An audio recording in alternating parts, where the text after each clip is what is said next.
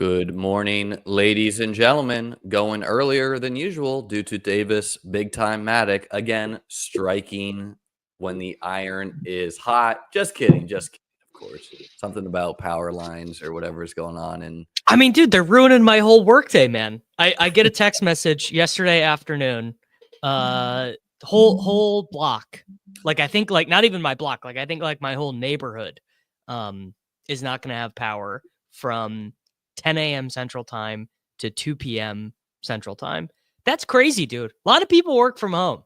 Like yeah, how many what what will the people do without best ball drafts every waking hour of the day? Many people are wondering.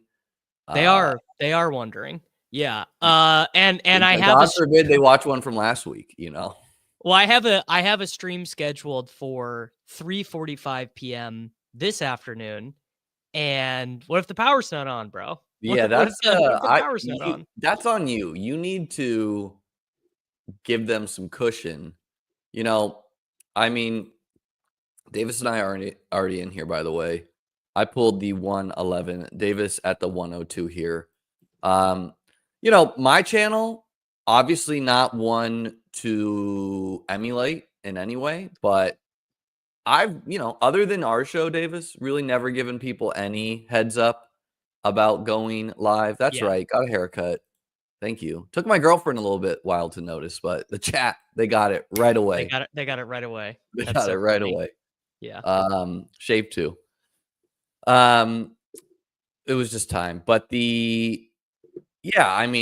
I think the people could deal with a little bit of at here going live in your Discord,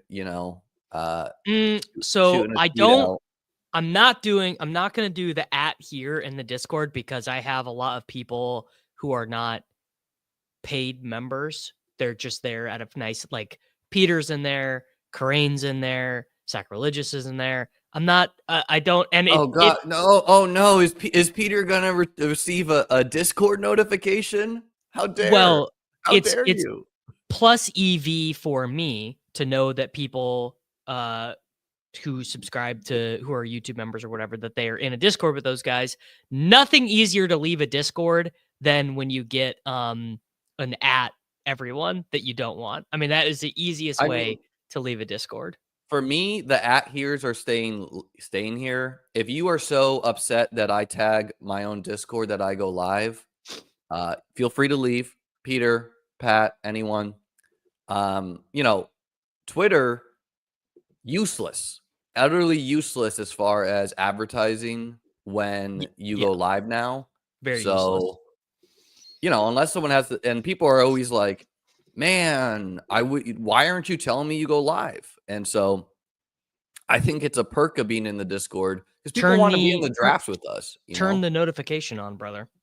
Yeah, but like the people who do that is far and few between. So no, I think that's silly. I mean, look, the people are going to figure out you're going live regardless, especially if you're giving them a schedule. But yeah. Okay, so you went Saquon at the 102 trying to rectify your sins of past Christmas. I do think, Amon-Ra at the 111 does feel like a gift where it's just kind of like, because what's happening in these first couple rounds is it is a little bit of, hey, here's the new ice cream flavor. We're bored of Amon-Ra. Yeah, we're bored. Yeah, gotta take Brian Thomas Jr. over Amon-Ra St. Brown. Gotta do it. I think Brian Thomas Jr. is a good pick, right? I'm not mocking it, but like, well, I think what's interesting, I guess, relative to last year is the second round is good again. The second round has good players again. The second round last year felt so brutal, but you like everyone you click in the second round now. Well, I had a top DFS guy who texts me occasionally asking about like Bills things. And he texted me, he's trying to get more into best ball. And he's like, what's Brian Thomas Jr. doing being a 1-2 turn pick? And I was like, I get the sentiment because when you look at the market and you can get Chris Olave, Jalen Waddle, DK Metcalf, Devontae Adams, Devonta Smith, like in the 4-5 turn area.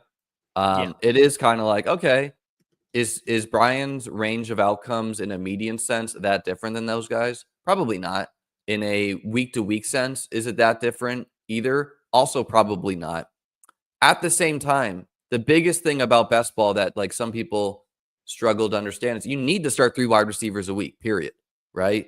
And not, I do think wide receiver feels pretty good pretty late in the draft, but no, see, I disagree. I think wide receiver after about wide receiver, I don't know, let's call it 45 goes to like, I think that is your basically the Quentin Johnston range. Well, no, it feels pretty good because like, I mean, that's just objectively not true. Wide receiver 40, like these guys all feel good still, but there's like some people might be feeling good with like Amari Cooper and DeAndre Hopkins, and those guys could both like retire and or be zeros, right? So you might feel good about some of these guys, but you're banking points with Brian Thomas.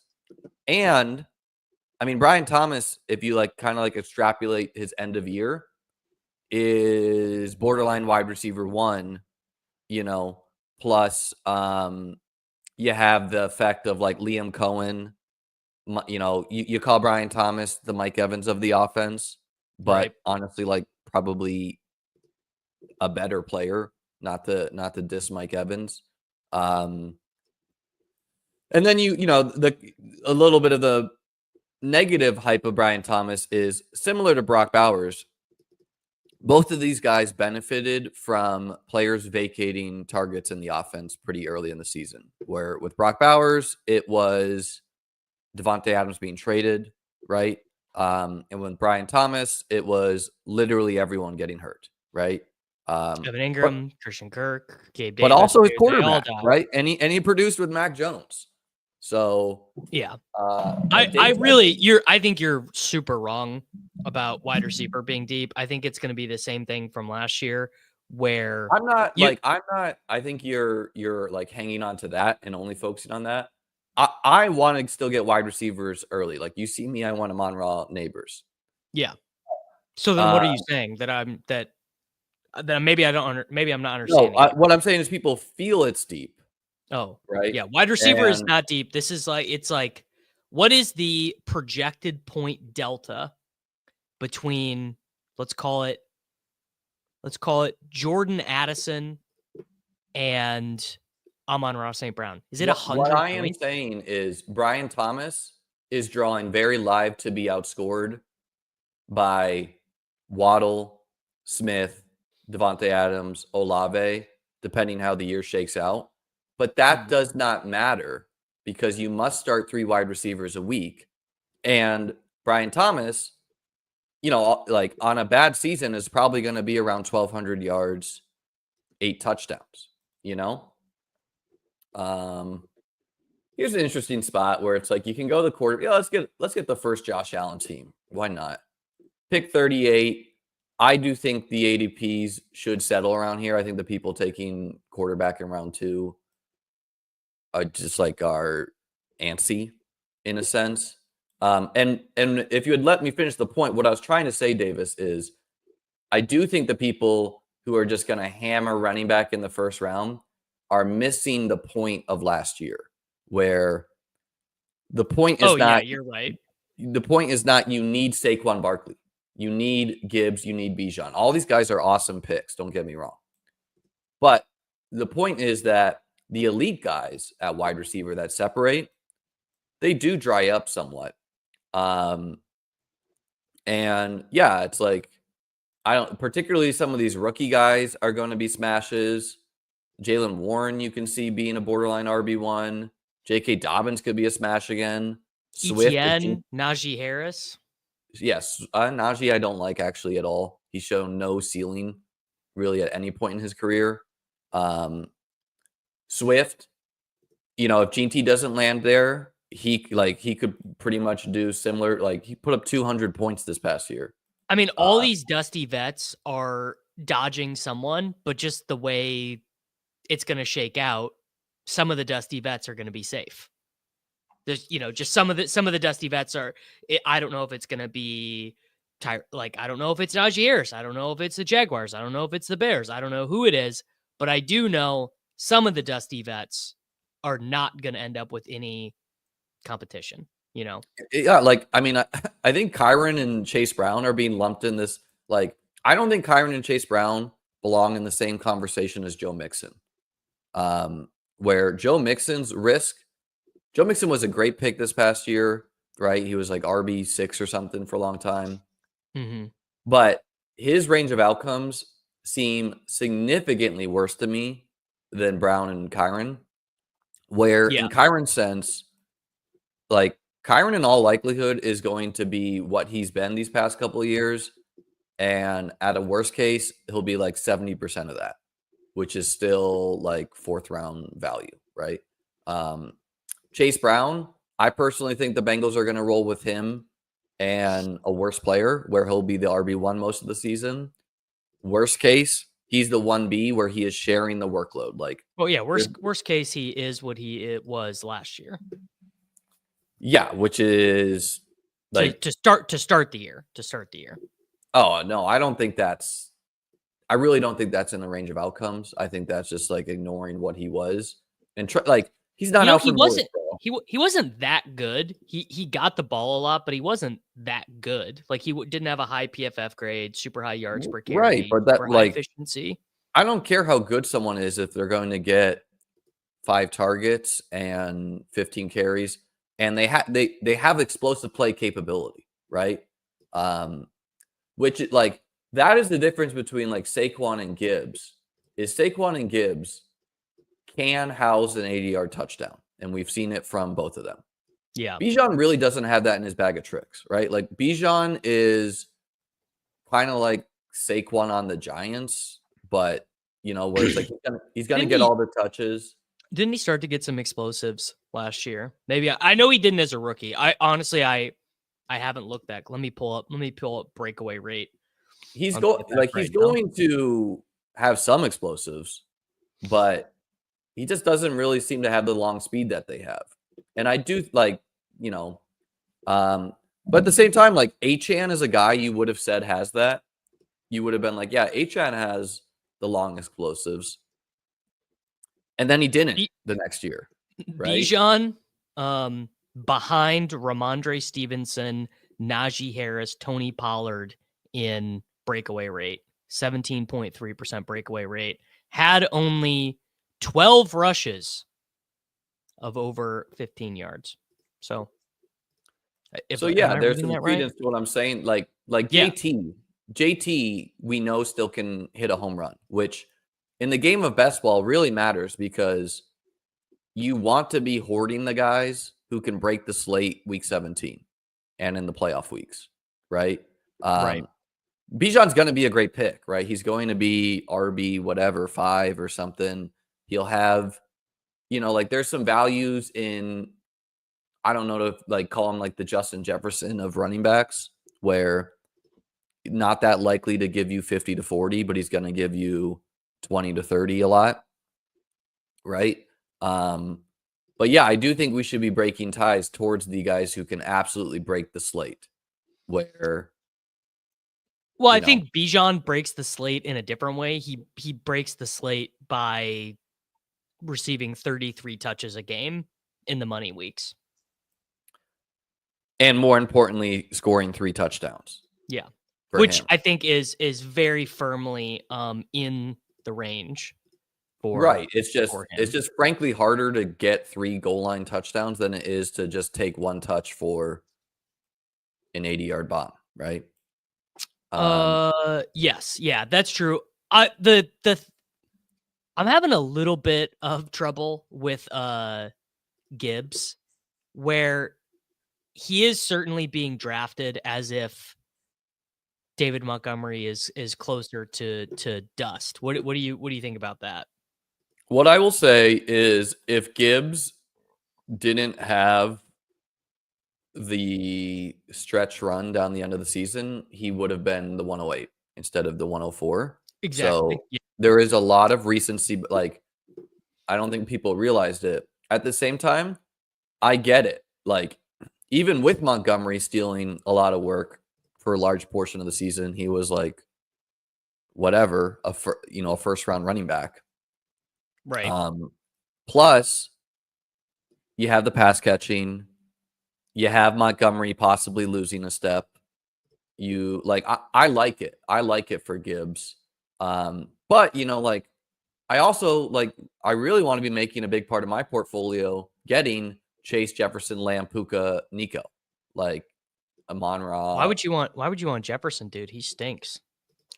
Well, if the market's going to give us Jefferson at the 105, the 106, I want to be doing it. And yeah, no, I think Jefferson, like who knows what JJ McCarthy is, but he's going to be fine, right? Like Sam Darnold was fine. I think Sam Darnold was. I think in the end we learned Sam Darnold bad. Well, he was NFL good for fantasy, which is really all you care about. Sure. So yeah, it's like I don't know. Should Mixon be this? Like, don't you feel Mixon should be gapped in with like Kamara? I was gonna say and like Walker? Kamara. Yeah. I Like, think he's in that group, and I think Mixon, just like Chase Brown and Kyron, is also has to dodge a rookie. If I had to that's the rank biggest those thing guys, for him. yeah, Mixon I think is most likely to be severely impacted by a rookie. The other thing with Mixon is they just fired their OC for being the most like run Being pass an guy idiot. in the league. Mm-hmm. And so if we get an innovative OC for the Texans, who is like, now we're going to pass more. Yes, that can result in more touchdowns for Mixon. But Right. like, even if you're right, where a team passes a lot, there will be weird seasons where, like the year that Jamal Williams smashed as a Lion, it was just guys getting tackled at the 1 inch At the line, like one.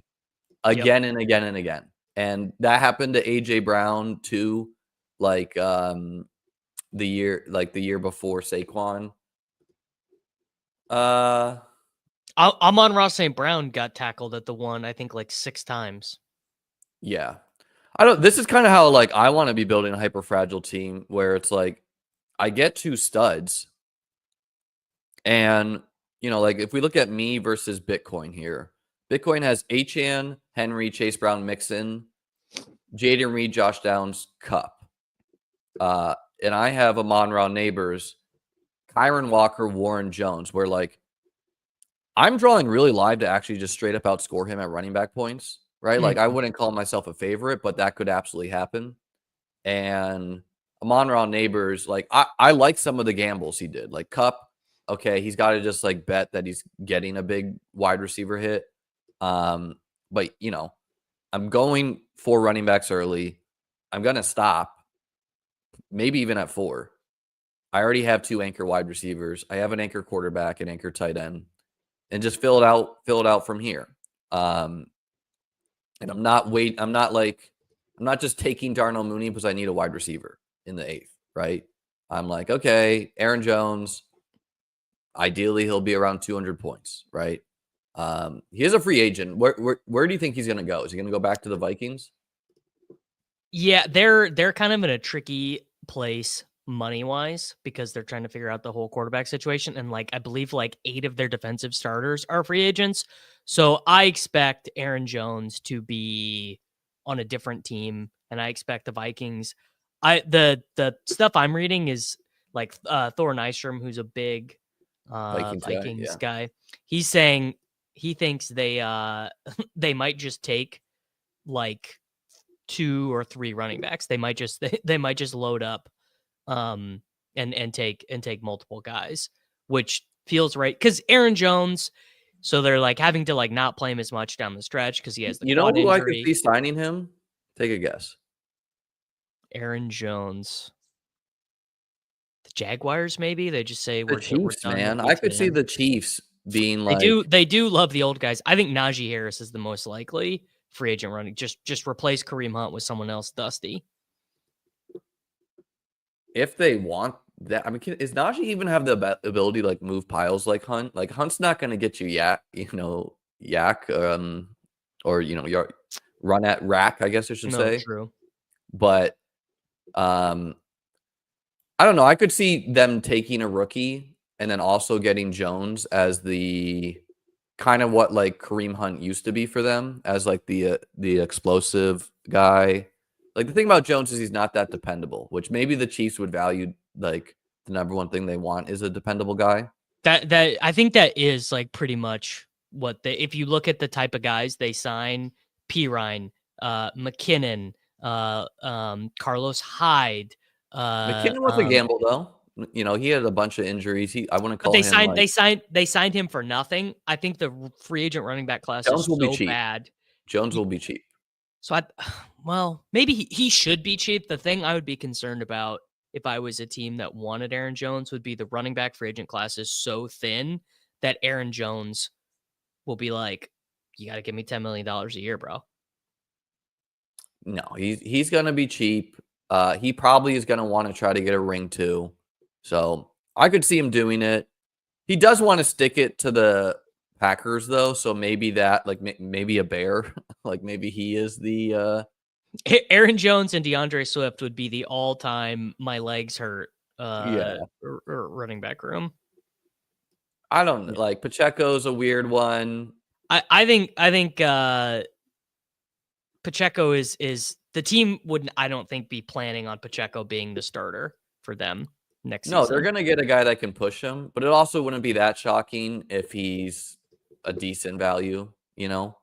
He's going like I don't think Najee's a great pick, you know? He like you need to hit a pretty nice parlay with him where you need him to get with a team that is good enough to score enough touchdowns and doesn't add competition, right? And like, couldn't you just as easily see, you know, him being like on the Titans, but he just doesn't have any explosive capabilities? So, like sort of the way Tony Pollard was, but he's not Tony Pollard. So sort of the way I've been thinking about Najee, and obviously I've hated Najee for the entirety of his NFL career, is that it's a really bad free agent running back class. So the team that signs Najee, I think, is probably going to have done their due diligence on the draft class and say, we have different needs. We are not going to be chasing Amarian Hampton or Caleb Johnson or Cam Scadaboo, and we're just going to sign Najee, and that is going to be our grinder. And they're, obviously, like it's free agency, it's self-selecting. It's going to be a team who wants him. You know what I'm saying? And maybe my read is wrong, where Najee ends up going to free agency and gets less than Rico Dowdle because he's terrible. But in the right situation, I mean, running back talent is like just not that important of a part of the evaluation, I think. I could see him being the Zach Moss to Chase Brown, but yeah, I think that's right. Yeah, like, what is the ideal place for Najee other than the Chiefs being Kareem Hunt? Ideal Najee spots. I think that he could be quite good on. Well, actually, the Bengals would be a good one. Yeah, maybe the Browns don't want to run back Jerome Ford. Chargers. That's not good though. If he's a Brown, that is not Chargers. A good name. Chat. The three guys in a row just typed it in the chat, and they are definitely correct. It's the Chargers. The Chargers would be the nutted spot. I think even there, he's drawing very live to just like be 10 half-point PPR points a game. He's drawing live to suck anywhere. Like he's like drawing live to just be like this year's Zamir White. Yes, yeah, that's actually a very good comp, Liam. I like that a lot. And I mean, I have backed off of him a little bit. I was taking him a lot. He opened up like as the running back 41. He was going in like the 12th round. I think I took him once yesterday. I don't think this guy, like, I'm saying Najee's a bad pick because a rookie is quite likely to displace him. Yeah, and you are correct about that. I mean, it's really quite live that he just gets sent to zero with haste. I guess the Jags would be okay. Brett. Okay, could you just pull up this comment by Brett? I love you guys, man, and I love talking about football with He's you the guys. only one that says that, man. We So, like, you love focusing on like the one negative voice in the crowd. I just want everyone to be amplifying serious. it. If we're gonna talk ball, we got to be serious, bro. We just have to be serious. Yeah, but Davis, people know they can just say something wild and they will get amplified by you. Like, you need to ignore that a little bit. You know, like Brett could have straight up been trolling because everyone's being like, this running back class is great. So the one guy who's like, this running back class is terrible. So my team, unusual team, Josh Allen, some value there, but I don't think this will be value in the long run. Kyron, Ken Walker, Warren, Aaron Jones, J.K. Dobbins. I'm done. I'm done at running back. You know, and it might not work out. Like, Ken Walker could lose his job to Charbonnet. Kyron could definitely lose his job to a rookie. Warren, a rookie as well. Jones and Dobbins could just be like twos and or hurt. George Kittle, first share of him, pretty cheap as well. Little bit of division correlation with Kyron and Ken Walker. Amon-Ra, Neighbors, Marvin Mims, so definitely thin at wideout, going to be hitting that a lot. Almost certainly stopping at 2 QBs, having Josh Allen. Davis's team, Saquon and Bucky, anchor in his running back room. JSN, who I think JSN is overrated in the market compared to some peers. Like, I don't know. He just doesn't seem like a great half-point PPR guy to me because I don't see a huge touchdown upside. Other than him just being like taking yet another step and being transcendent. So the thing is I think the Clint Kubiak hire was quite good. I think remember, you know, after week 2, everyone's like, oh my God, but like they should just fire Dennis Allen and hire Clint Kubiak as the head coach right now, you know? Yeah, it was great for Rashid Shaheed for a team that didn't respect Derek Carr. Well, if you think defenses didn't. If you think about it, I mean, who is the better fit for the Shaheed type stuff? It's probably JSN. JSN is kind of the better fit for like the weird, you know, pre-snap You wouldn't call motion. DK Metcalf just a better Rashid Shaheed? I mean, or DK Downfield, Metcalf is a great, big, great fast. player. I like Metcalf too. I think Metcalf is like JSN might outscore Metcalf, you know, but I think like if you're trying to comp Kubiak, it's pretty nice to get Kincaid as the stack with Allen too. Reasonable cost. Probably going to stop at 2 tight ends. They're going to go super volume at wide out. You know, Kittle, arguably biggest ceiling of all tight ends in fantasy in a singular week. Kincaid, you hope to have a consistent floor, another year healthier. Gonna load up on wide receiver from here probably. Yeah, what's your positional distribution gonna be? Are you gonna do 10 wide receivers? 2, 5, 2, 7, 9. I'm gonna do 11. Yeah. I mean, I probably won't build any teams that way, but I like to vary my builds. I was gonna say that could just be a huge mistake. And like Travis Hunter, gambling on him here feels pretty good. You know, if he's a 0, we got 11 other guys, right? And then again, Amon-Ra, Neighbors, 2 target hounds. You hope that they are consistently hitting the spots. And so I like adding Mims and Hunter, 2 guys who probably don't have quite the floor, but have nice individual weak ceilings. Seems pretty good for best ball. And finishing up I think this team is like a great. Hunter was like exactly what you need on this team. Like you need a guy. It's pretty nice to get him to fall there. Yeah. Like either this team is dead anyway, and it doesn't matter, or like the range of your wide receiver room is you finish 12th in the pod. But like if Mims and Hunter are smashes, then you can win the pod by. Or even just give me like 4 big weeks. You know, finishing up your team, Zay Flowers. Waddle feels like a really nice pick there. Luther Burden to 3rd. I've seen him comped as like 15th overall. Some people were calling him Laviska Shenault in my other stream. Juwan Jennings, who big upside, big downside. I think he'll be a pretty decent pick. Njoku and Goddard. What are you doing? Are you planning to stop at 2 tight ends there? I mean, I'll just save it for round 20 and decide then. Yeah, you I totally could could take. stop at 2 with this duo, is what I think. Yeah. Uh, The thing is, I mean, 30, Tua. I'm doing a lot of 3-6-8-3 just because of bye week injury, concussion, like it's probably overly safe, but I do like to build this way.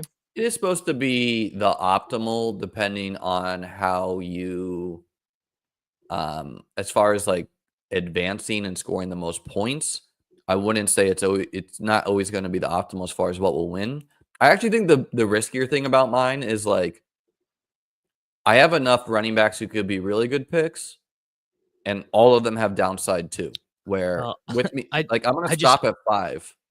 I just auto drafted because I couldn't make a decision. I was like totally paralyzed there, and I auto drafted Xavier Legette. I was like, I could take a quarterback, I could take Wicks, I don't know, and then it just auto draft. Doesn't happen to me a lot, It but happens sometimes. it does. Every once in a while, I'm like, I really can't decide. But yeah, these running back rooms, like literally all of them could not return value, and I'm going to stop at 5. So it's like I could get the double whammy where I'm not getting the running back points and I don't hit on some wide receiver guys. But I do want to be building some teams like this. I'm not really someone who wants to hammer in the same build for 150 teams. I've done that some years. And like, I don't know, like Bitcoin here seems to be having a way riskier draft, like triple quarterback in the mid rounds. So Xavier Restrepo, what I know about him is he has an awesome name. he does have an awesome name. This seems pretty insane too. The Whittington, just because Cup's going to get just traded. because Cup's going to get traded, yeah. That I've been meaning to make this point. I've seen this a lot already. A lot of people looking at last year's teams have been like, oh, the team that won, the team that got 5th or whatever. So bad. So I think not only is that sort of back-looking analysis not great anyway, but it is particularly not great because last season we had the 2 highest advance rate players since best ball began in Saquon Barkley and Jahmry Chase. That is going to skew so much of the backward projecting data because you could have effectively drafted anything with Barkley. You could have drafted the worst dog shit injury, like horrible stack and advanced. And if you did, what was the Chase Burrow combinatorial? It was like 90%. Like just like truly insane. So unless you are doing some sort of controlling for other roster factors, which I know you're not because I'm not doing it and you're not doing it either. No one's doing it. It is not only is it useless, it's actually probably actively harmful to. This is what I've said this for a long time. Like every year, people try to backfit the data and they don't like bother to think that like, hey, maybe this key injury really impacted what worked in a given year, right? Like, and that is why best ball is far more of an intuitive game where you need to match what the market is. So if you're going to apply, hey, last year it was really good to do X, and you like such as taking 2 running backs early or whatever, and you're going to ignore what the year-to-year market changes are, like you're not analyzing anything. You're just kind of like throwing dust at the wind. I think Cedric Tillman's a really good fit for this team too, where big weekly upside. Yeah, you just need to be courting as much risk as possible right now, I think, with and I mean, like, guys. is he even that risky when he goes next to Troy Franklin? I mean, risk in the sense of Cedric Tillman could not be playing football this year. Risk for him is that the concussion, but like, yeah, that would be pretty unusual to me. 3rd round pick. It's pretty unusual to go on IR for a concussion. Yeah, but if we add some context of the team, like terrible team, never was making the playoffs, promising player, it's possible. It's certainly possible that this was like the worst concussion ever and he's going to retire. But I don't know. Seems pretty unlikely to me. Like third-year player, third-round pick, was looking like a star, talent star of team. You know, they're going to have a new quarterback. Yeah, people are saying Olave went on IR too. Yeah, and I think that had to do with like their teams being so bad. Well, Olave has had 5 concussions since 2020, so I think Olave is in to a zone for concussions. Right. So I guess the point, like if you're someone who's drafting Olave, which I am, you should for sure be drafting Cedric Tillman. Sure. I don't love Olave. He's fine. I mean, you know, obviously so much I of this like is him a lot, unknowable. man. Like I think this is an edge just to be like, hey, this guy was going in the 1-2 turn second round for multi-years running, and now he's commonly a 5th-round pick. Same reason I like DK Metcalf. I like Jalen Waddle. You know, like they just seem like the wide range of seasons they're going to return value. Cam Ward, pretty nice pick for you there because he's supposed to have some rushing ability. Yeah, he Right. runs a little bit. It'll be sort of interesting actually to see if any of that, because sometimes you do see with these guys when they have the ability, they don't do it in college because it's kind of unnecessary. But it could certainly be more necessary. Like CJ Stroud in the playoff games. You know, he fucking was killing the Chiefs with those scrambles. People seem bored of Geno. I don't know if I'm going to have a wide receiver stacked with him, but I do have Ken Walker. And I do think it's possible Xavier Restrepo lands with the Seahawks. I saw Luther Burden mock to him. They are going to need a third wide receiver because Lockett is either you know, Lockett I think is probably close to retirement or being cut. I mean, he might just restructure his contract, but he's not going to be a Seahawk, I don't think. I think, you know, like you got Jalen Royals. Hey, just loading up on the rookie uncertainty seems good for my team too, as someone that's going to be taking a lot. What round do you think Jalen Royals is going in the draft? I think he probably, because he got hurt, is going to be a day 3 pick. But I kind of like him actually. He's one of those guys when you watch him, you're like, oh, what? How did this dude end up at Utah State? Let's see where he's at on. What about Xavier Xavier right now? Restrepo? Restrepo, I don't like. He is like. What will the NFL do with him though? I mean, I just think of him in your mind like Ricky Pearsall, like an overaged, borderline the guy you needed week 17. Sure. Yeah. I mean, I didn't think he was a particularly good prospect. I normally. So you're saying Restrepo might be a tail end of the 1st round pick? No, I don't think any way he ends up being a first. I mean, Pearsall was a bad 1st round pick. Like you can objectively. I don't even think that's fair, dude. He got shot in a robbery, and then when we actually saw him like heal up, he was studly on the field. Well, I'm not saying anything about the results. I'm just saying that, like, with the objective data they had at the time, it was a mistake to take Pearsall instead of McConkey. Probably a mistake at the time. That is results oriented to be like, hey, this guy McConkey was the best pick there. That's just how everyone, I had him. That's just how I had him. Everyone liked McConkey though, too. To be fair, yeah, that's just how I had a lot of him in the big board. Reports on Ricky in training camp too was that he was like lighting it up until, again, he got shot. Yeah, I mean, it's just I thought he was a not great.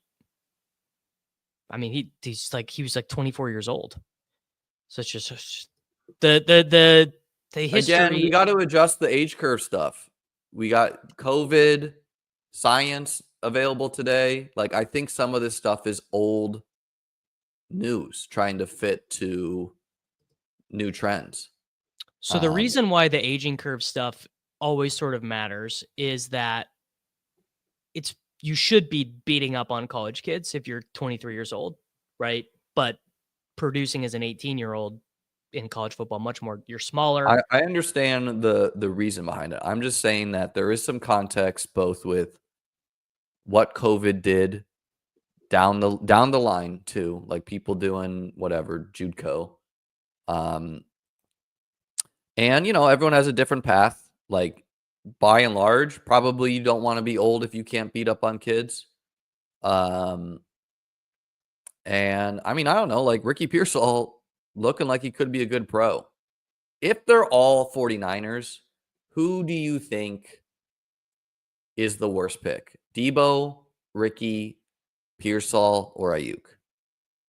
Ayuk feels like the worst one to me right now because he's got the widest range. And I also have just kind of been a little bit lower on Ayuk's skill set in the past anyway. I think that's kind of crazy. Like Ayuk, once he heals up, is like going to firmly be on the field and good.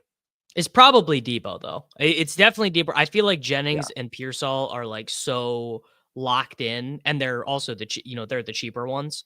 Debo and Ayuk are more expensive. So I guess I would just break it on cost. Man, I just like really don't want to do Hopkins. What do you know about Savion Williams? I actually really like him, but he's the same thing. He's really old. He was a 5-year player. I mean, Jahmry Brown's a free agent, but I don't like the Commanders could just re-sign or they could sign like someone like Darius Slayton to take his job. But he also was like pretty good for them, probably won't be that expensive. Hopkins in the 17th round, it's like, dude, fine. I'll plug my nose and try to bank that. Because he was hurt this year, so wouldn't be impossible for him to like heal up and be Adam Thielen-esque. Yeah, I guess it's possible. I mean, I'm not really taking these like 30-year-old guys right now, but like that's probably a leak, honestly. Like who's more likely to put together a 180-point season, DeAndre Hopkins or some fucking rookie from TCU? Well, like Malik Washington, dude. Like we don't even know if this guy's a real wide receiver. He didn't really show anything his rookie year. How much was he playing last year? I honestly don't remember. Because like everyone started dying for the Dolphins. Dolphins wide receivers. Since week 13, he played a little bit more than I remembered. Last month of the season, he ran about 75% of the routes. Yeah, and he got about, let's call it 18% of the targets. So not nothing. Kind of interesting. And he got hurt early. He got hurt early in the season. Jennings, Kittle match well with Brock, Ricky, first round capital. Yeah, no, Debo is I think the riskiest guy. Debo obviously could smash. Manonia.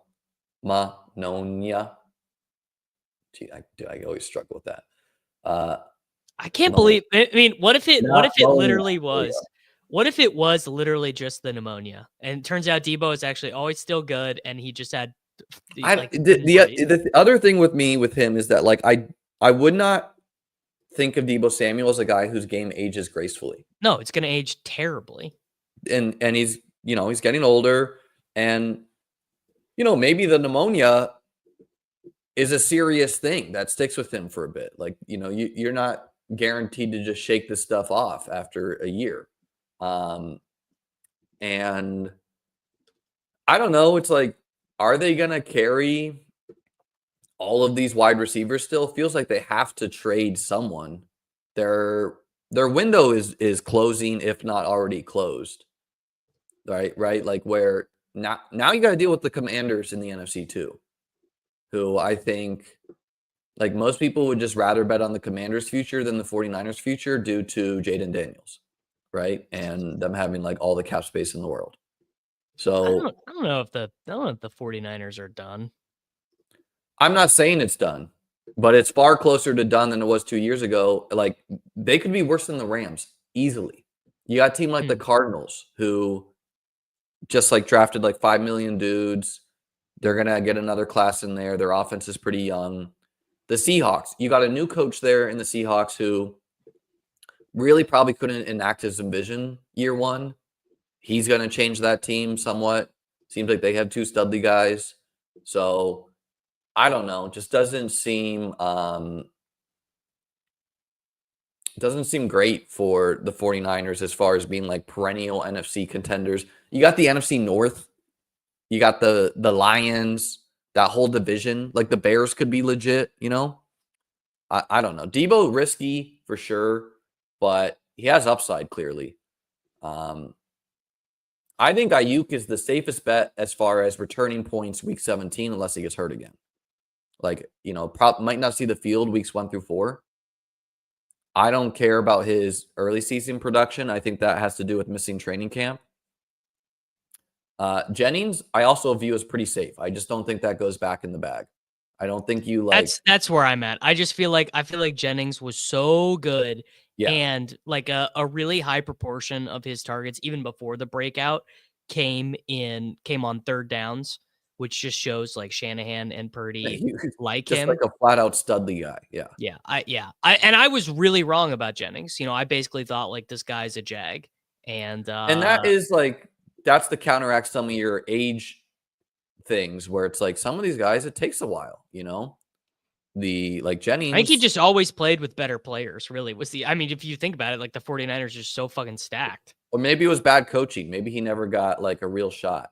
Yeah. He also was he was converted, he was recruited to Tennessee as a quarterback.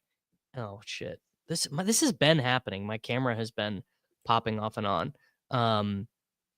Yeah.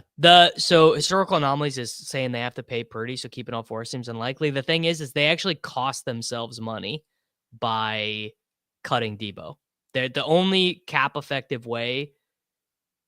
That's like, but that might be a this this year thing, not a few. Like you know, like sometimes you like the Bills ate the dead cap on Stephon Diggs for this year, right? But for future years, it gives them flexibility. So sometimes you got to just eat the dead cap for a given year. But yeah, I don't know. Like, yeah, I tend to think Jennings is legit. To me, Ricky Pearsall seemed pretty legit down the stretch. So like, to me, you put Jennings on one side of the field, Ayuk on the other, Ricky Pearsall in the slot, and I don't know what that leaves for Debo. Kittle's still there. Not to mention, like, CMC could just be a stud. Darius Slayton and Curtis Samuel, by the way, I think 2 really good picks for this team, where Curtis Samuel could just be a Bill, ideally for me, having Josh Allen. And then Slayton's always been like 0% chance of being a league winner in all likelihood, but he's always been a pretty good pick in fantasy as far as getting you like 2 to 3 spike weeks. Jared also asked, who are your guys' hard fades right now? Mahomes. I don't really have one. Mahomes, yeah, when he all goes the in the expensive 5th round, quarterbacks. Yeah. is a hard fade for me. Some of these, like, yeah, Kelsey, when he goes in the 5th round, that's a hard fade. You know, you hate the price on guys, not always the players. Tyler Warren going ahead of guys like Njoku sometimes, and Goddard and Ingram, like guys I know are good tight ends. I'm not as into. Like, no, it's pretty frothy. Yeah. So, and some of the like this Colston Loveland guy too. You gotta watch him, man. He looks pretty fucking good. Okay, yeah, I'm open to being wrong on some of this, but like he better be pretty. Warren is totally pattern matching from Bowers. It's literally like it's all pattern matching. I gotta go get a coffee refill. So you're in charge. Why don't you recap the teams? I'll be back in like 55 seconds. For me, Colston Loveland, like he better be a pretty good effing player because I know Kate Otten, unless they draft Tyler Warren or whoever, is going to be a solid tight end in fantasy. Jake Ferguson, Isaiah Likely, you know, Kyle Pitts. So this guy better be effing good. My team, Josh Allen and Geno Smith. Pretty nice duo. I think people are bored of Geno, so he goes pretty late. In all likelihood, he'll just be the Seahawks quarterback again. Kyron, Ken Walker, Jalen Warren, Aaron Jones, J.K. Dobbins. As I said, this running back all has upside. They all have downside too. But feels like a pretty nice room for going rather late, kind of like a modified hyperfragile. Amon-Ra and Neighbors as my anchors. I mean, we know these guys are going to get targets. And then Travis Hunter, or Marvin Mims, Travis Hunter, Xavier Restrepo, Cedric Tillman, Jalen Royals, D-Hop, Dami Brown, Darius Slayton, Curtis Samuel. Leaned into some risk with these guys. You know, Travis Hunter could be a smash, could be a 6 routes a game. You don't know. Cedric Tillman could have to retire, could be a smash. Tried to get a mix of guys who have some really high weekly ceilings, like Mims, Slayton, Dami Brown, Tillman, Hunter. I know these guys have high weekly ceilings. Curtis Samuel feels like a nice wide receiver 11-2 for the team, where you chalk up his bad season to turf toe. And I don't think the Bills are likely to add a Studley guy. Got some rookies in there as well. You don't think the Bills are likely to add a Studley guy? I mean, what, they're going to be like pick 30 in the draft. And so it just feels like that is what they're missing.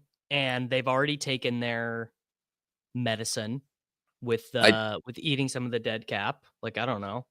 I feel like if it seems to me like next year would be the year to get it, because this year they don't have a high enough draft pick. Free agency is pretty terrible. Is bad, right? Yeah. Where it's like they're not getting T. Higgins. Where's Josh at in his mega deal? Does it descend at all? I don't know. And then Kittle and Kincaid both have some risk. I'm betting on Kincaid being super injured as part of the reason why. And then Kittle obviously age, but both have the ability to be top 5 tight ends in the given year. Only went 2 to give me an 11th wide receiver. My opinion is the Bills will, like, you know, they'll develop Keon Coleman. Rookies they typically bring along slowly anyways. Davis's team, talk us through it. All right. I did 3 quarterbacks, 6 running backs, 8 wide receivers, 3 tight ends. Purdy with Jennings, Tua with Waddle and Jalen Wright. Cam Ward, I'm playing this one like he is a Cleveland Brown, so I have him with David Njoku. Running backs, Barkley, Bucky Irving, Devin Neal, Jalen Wright, Brashard Smith, and Keaton Mitchell. Someone asked me this yesterday, like if I was trying to leverage against 31-year-old Henry, what would I be doing? And I think Keaton Mitchell is the answer, because Hill's role is not going to change. And then in the end, well, Hill's a free agent too, right? Hill's Hill is a free agent, but seemed like Keaton Mitchell was ahead of Rasheed Ali as like the rushing back, and Ali was like playing on some passing downs. So I think I'm going to start mixing in a little bit of Keaton Mitchell here at the end. I think Keaton's a good gamble too. Yeah, he was very good, and they didn't cut him. I always love when a guy gets hurt, comes back off the IR, and he doesn't get cut. And Rasheed Ali was terrible. Yeah, I kind of liked Rasheed Ali as a prospect, and it didn't happen. JSN, Zay Flowers, Jalen Waddle, Luther Burden III, Juwan Jennings, Xavier Legette was a panic pick where I didn't know what to do. Not that it's that bad, but I don't love him. Jaden Higgins, who I do love. And Elijah Moore has been my bailout guy at the end. Yeah, he's a great pick at the end, I think. Yeah. And then I wouldn't Goddard. I've been going Slayton. I do think you should be mixing these guys, right? Because Moore could lose his job too, you know. Well, Moore is a free agent. So that's what I like about him, is that Moore is a free agent. So same thing I like about Darius Slayton is that he's a free agent. So he is likely also, it's crazy, like Elijah Moore is somehow terrible for fantasy and has had like 3 years in a row of 100 targets. But he is just like so not been a great half-point PPR guy. No, he is stunk. He had like a good run with Flacco. But that's why I like Slayton. Like the dream spot for Slayton is the Commanders, right? Opposite of Terry. But worst case, you know, could he not do what MVS did this past year, where MVS had like a bunch of random touchdowns? long touchdowns, like he seems like a really good half-point PPR fit. Man, the wide receiver What's the deal free with agents. Oronde Gadsden II? He is just like Harold Fannin, but you can get him in the last round. He was I'm getting a T Davis. Hold us down. Yeah, he was a tight end in name only. By the way, I'm looking at I just pulled up the free agent list of wide receivers. This is how bad it is at wide receiver. You guys tell me if you think this is right or wrong. So number 1 wide receiver is obviously T. Higgins. Then number 2, it's Chris Godwin. I think 3 is probably Keenan, but he said he's only going to play for the Bears or one of the Los Angeles teams. Then I think it's definitely Hollywood. Then it is like dust on dust on dust. Amari Cooper, Darius Slayton, Stephon Diggs coming off the ACL, Josh Palmer, DeAndre Hopkins, Mac Hollins, Tim Patrick, Tutu Atwell, Brandon Cooks, Rondale Moore. So I think, Moore is probably like the 6th or 7th best free agent wide receiver. And if he's the 6th or 7th best free agent wide receiver, there are plenty of teams that can use what he does. He's basically Wan'Dale Robinson. And if he is basically Wan'Dale Robinson, but ends up in a spot where he can earn, 87 targets, couldn't he get, but the wide receiver class is terrible. So like if you like any of these guys, maybe you are still a Deontay Johnson believer. Maybe you are a Nick Westbrook-Akine believer. Maybe you're a Kavonte Turpin believer, or maybe you really like Noah Brown. Noah Brown is a free agent. So I don't hate trying to go after some of these free agent guys. Whoever, maybe I kind of think Amari Cooper and DeAndre Hopkins are done, but maybe they have enough left in the tank that they're not done relative to the other free agents available. And it's not a particularly great rookie wide receiver class either. Like if this was a Chase Jefferson style rookie class, then sure. Yeah. Ship it. But I don't think it is. I don't think it looks like that at all.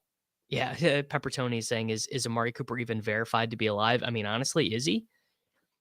He got the 3rd and 5 screen, or the 3rd and 10 screen, where he got to he got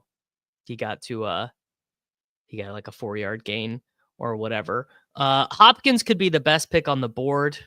I don't think so. I don't think that he could be the best pick on the board, but I think he could be fine for what he costs. I don't think he is I don't think he's got any like wide receiver 1 seasons in his range of outcomes, but he could be okay.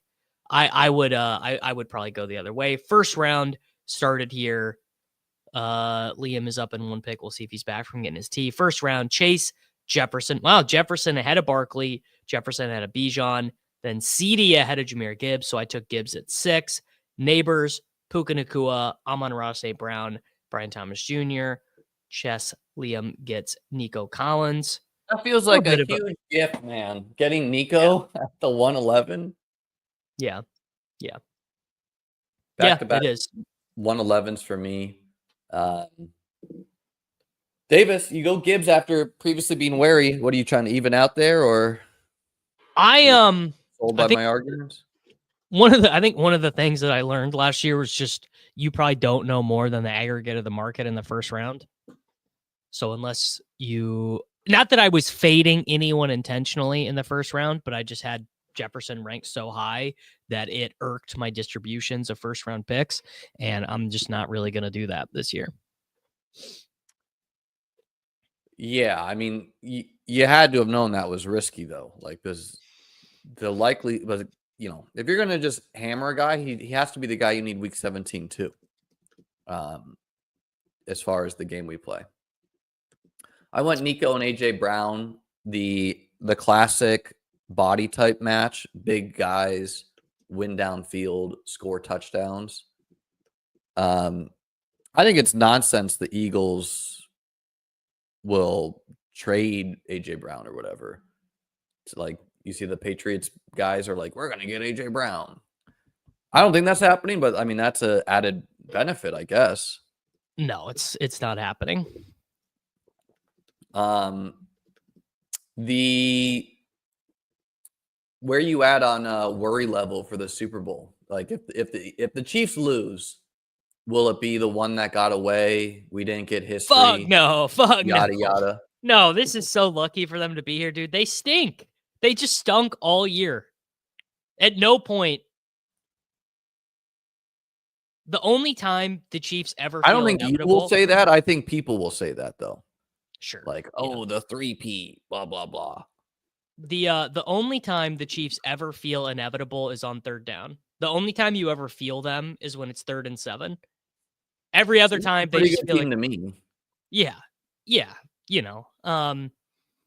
The Eagles have the better roster. They have the better players, but the Chiefs have the best quarterback and they have the best coach. And that is like, I don't know, 59% of the battle or something in a football game. I played the first round pretty well.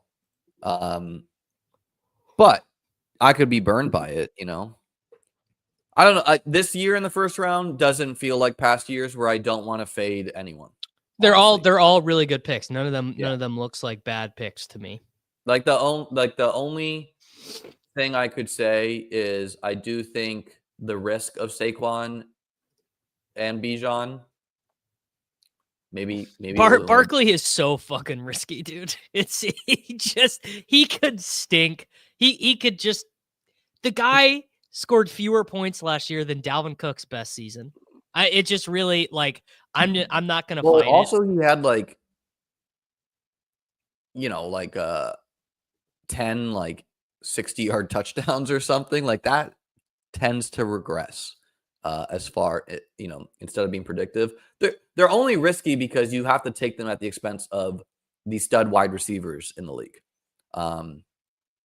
Henry and CMC are also risky guys. All of these guys have huge upside, right? And so, man, it's really hard to just pass up on getting Kyren. I also kind of want to do some weird like Allen, Jaden Daniels team eventually, but I don't think this is the team for that. Kyren, dude, like, I don't know. 3rd round Kyren, again, why not?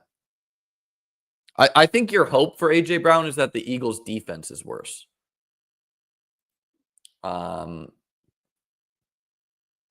Yeah.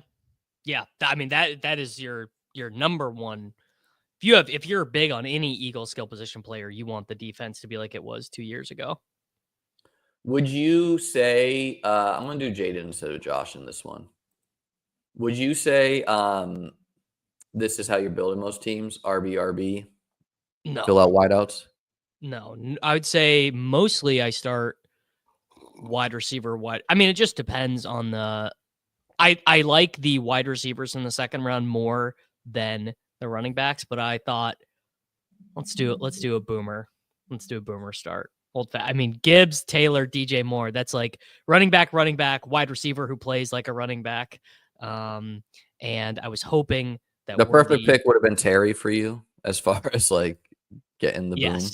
Yeah. I was hoping that Worthy would come back around to me. He did not. I'm going to take J-Mo to pair with Gibbs. I feel like they're Worthy over J-Mo is pretty bold of the market. Like Worthy great player. Can't get the ball like twice as often.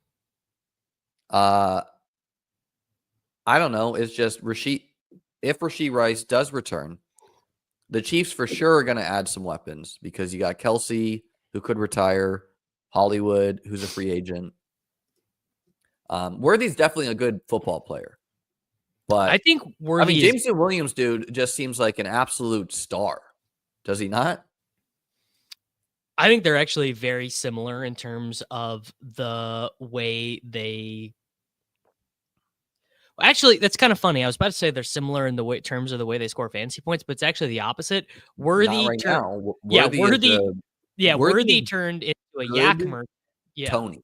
He's good. He's good. He's good, Tony. Yeah, which to be frank, I think for fantasy football is a better role. You're just going to get more consistent results. And theoretically, the bull case with Worthy is that he retains some of the good Kadarius Toney stuff, and also we get to see the deep threat stuff get mixed in. I mean, the deep stuff has been completely eliminated from Worthy's game. Yeah, I mean, I think they're both good picks. I like Rome. I like the Bear stuff. I would not be taking Rome over JMO, though. I disagree. I don't think we've seen Jameson Williams ceiling. He plays with Amon-Ra St. Brown. So the ceiling could be, what if he's doing JMO shit on 9.5 targets a game? The thing about the Lions is you're guaranteed 4 dome games a year minimum every year because they have a dome and so do the Vikings. More than 4, you're guaranteed 9. Why? The Bears and the Packers don't have domes. Well, they play in a dome. The Lions play in a dome. Oh yeah, and their home games. All their dome games. Yeah, so they're guaranteed like there'll always be around like 12 or so dome games a year. And it's like, dude, Jameson Williams' role seemed to grow almost weekly. He is an absolute star. He wins down the field. Like, could not think of a better fit for half-point PPR. You could say he's an idiot, and that's the reason. I was gonna say he is maybe one of the dumbest football players I've ever seen. Do you have any concerns about the Lions stepping back without Ben Johnson? I really haven't thought about it. I just haven't given it any thought yet. No, I don't. I think I think Dan Campbell is a smart guy. I think he is going to find someone. I think that's going to be overblown by people. Like, we give the market long enough, they'll steam on that. They'll be like, yes, Ben Johnson was the, thing that made the stir or whatever. He stirred the drink, blah, blah, blah. I'm really not concerned about that. I think their defense, like, that's the risk, is that their defense is just good. And I don't know if it's that likely. Just seems kind of crazy to take a guy like Jerry Jeudy over the running backs in this range. Most routes in the National Football League last year. Yeah, he was a great 10th round pick or whatever he was. On me taking Jaden over Josh Allen, I really think as Josh Allen gets older, he's going to steal less touchdowns by the goal line as long as the Bills can afford him to. So, like, as long as they can, Joe Brady's back, they're going to let Cook take the touchdowns, Ray Davis take the touchdowns. And I don't see that risk with Jaden Daniels, where, to me, what do you do if you're the Commanders? You get him more weapons, you get a better O-line, and then you kind of figure out defense later. Like, you get some defenses, but they're not going to go from a pretty meh defense to an elite one overnight, I think. So I think Jaden Daniels, like, just safety of being QB1 seems pretty good. Where, I mean, Josh will always be a good fantasy quarterback. He'll always be 20 points per game at worst, but he's gotten there a lot by stealing these rushing touchdowns, which if he doesn't, should make some of the Bills' ancillary pieces better picks and him a more risky pick. Lamar's risk, I guess, is just that the defense gets much better. They don't get as many shootouts with the Bengals. And also, as he gets older, he loses a step, but I don't think that risk is next year. Yeah. I mean, I think I am always concerned about buying a quarterback at their ceiling. So, like, Burrow, remember the year Herbert was a 5th round pick? I just basically, I am always, man. They're nothing alike. Jaden and Herbert, or Jaden and Burrow.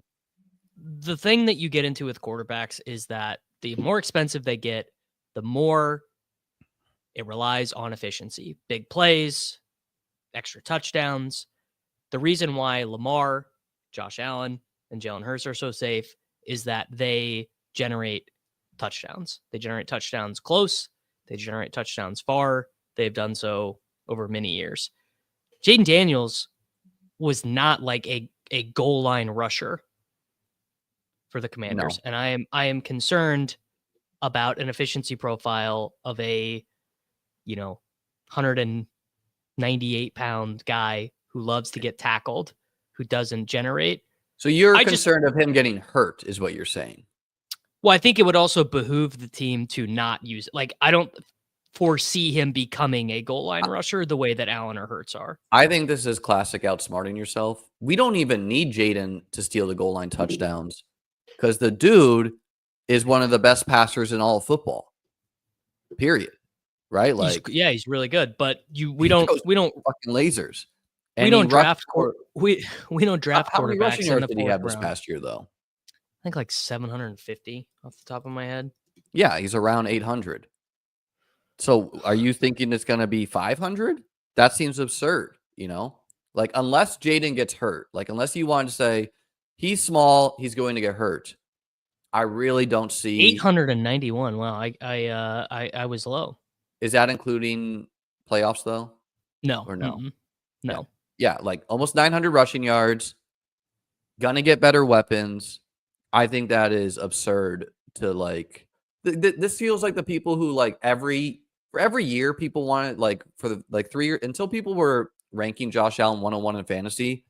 They wanted to be like, yeah, but what if he goes bad again or something? Like just like nonsensical detraction of him. I don't know. I think Jaden has a claim to be the 101 in quarterbacks as much as anyone. Jaden be the 101 at quarterbacks. I guess it would depend on what they add at pass catcher. If they're running it back with McLaurin, Ertz, Dusty free agents, Eckler, B-Rob. No shot. No shot. They don't add anyone. Yeah.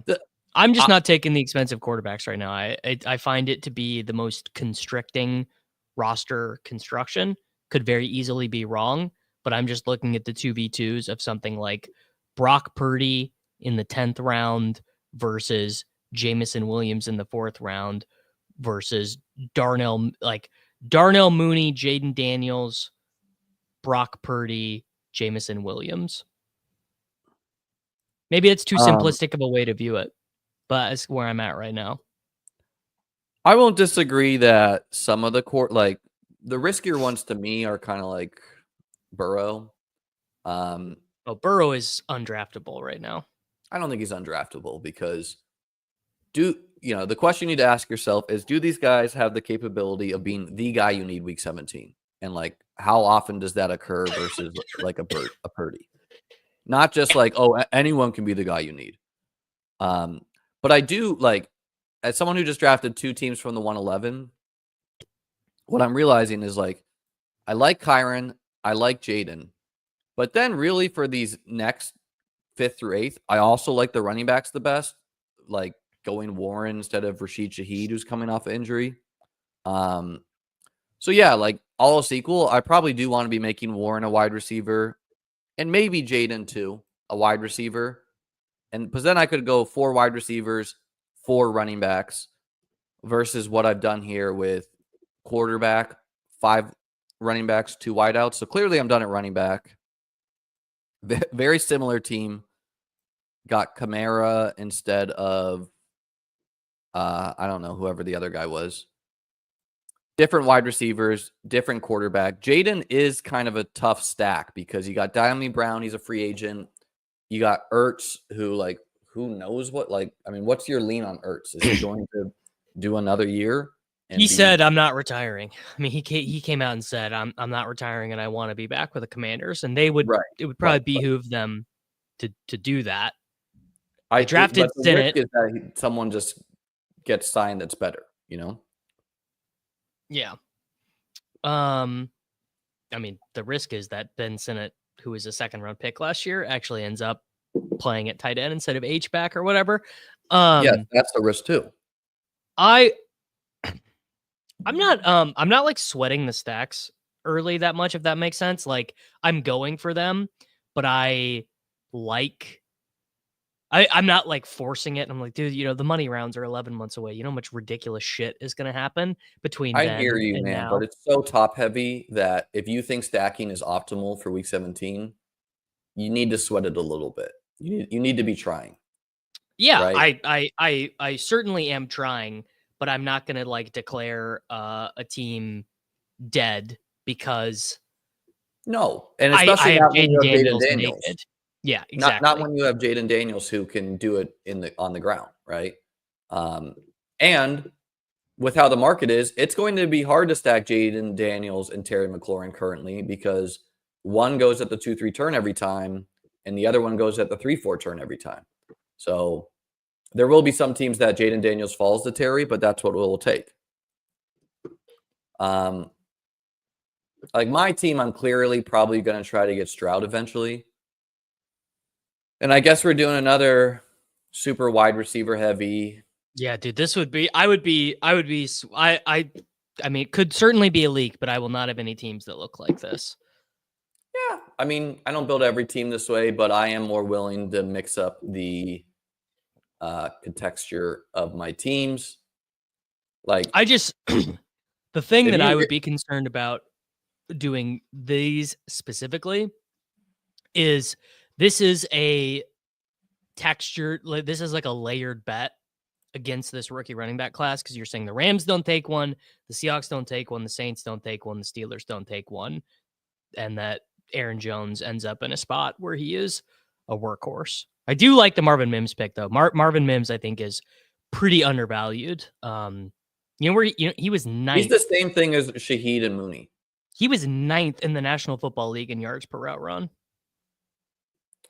I don't think I am necessarily betting against the rookie running backs. I don't have any, obviously. I am saying you won't need one week 17. And I'm also saying that I don't know who those guys are yet. And enough of them are overrated, which could be right, could be wrong for this particular draft. I personally think that, like, some people think structure is their advantage. And I think that's nonsense. If people just think their structure is how they're going to win contests and they're going to just jam the same structure because they're the structure god and they know best, I think that's ridiculous. I think structure is table stakes, just kind of like, are you paying the rake or not? As far as like, are you building a structure that makes sense? So going back to my other team, if I had stopped at 8 wide receivers and added 3 more running backs, that would be an example of me not understanding the contest or the structure, right? Instead, I added 11 wide receivers. Is it going to work? Maybe not, but have I at least tried to rectify my weakness, right? On the other side, if I started with 5 wide receivers and I ended up with 10, that would be the opposite of me not understanding the structure, right? So, is it going to be what's optimal this year?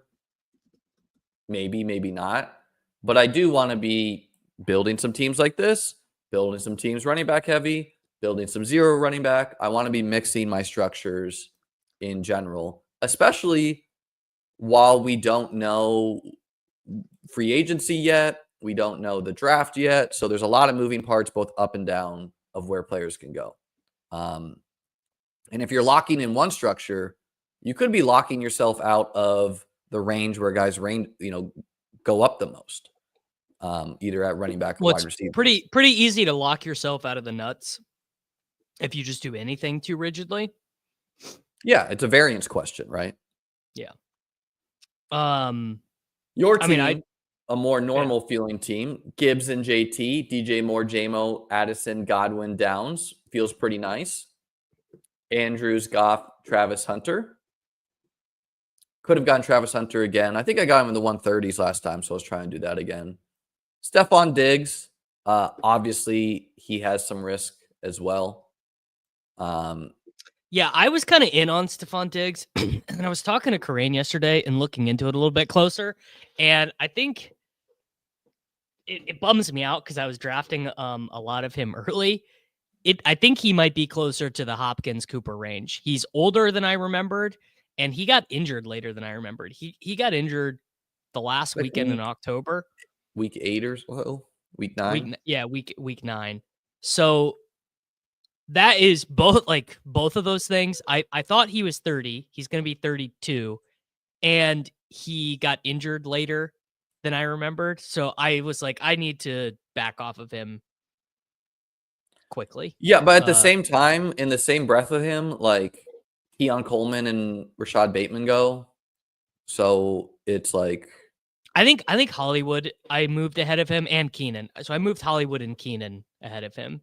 Because they just are playing better at their ages. Like Keenan was still earning targets at whatever billion years old he is. And Diggs was too. But Keenan's Diggs, what, 2 years older than him? Keenan Allen, I think, is 33. No, they're the same age. Diggs has downside for sure, right? And the biggest downside is like, what week will he be productive? Yeah. And the other thing about Diggs is he's been paid a lot of money.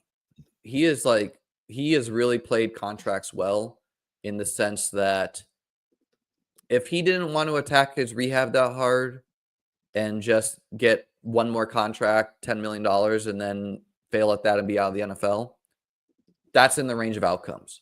The other thing you could say is that Stephon Diggs is going to attack rehab really hard. He is a free agent. He could probably get a 1-year deal this year. If he does well, get one more big one-ish for him.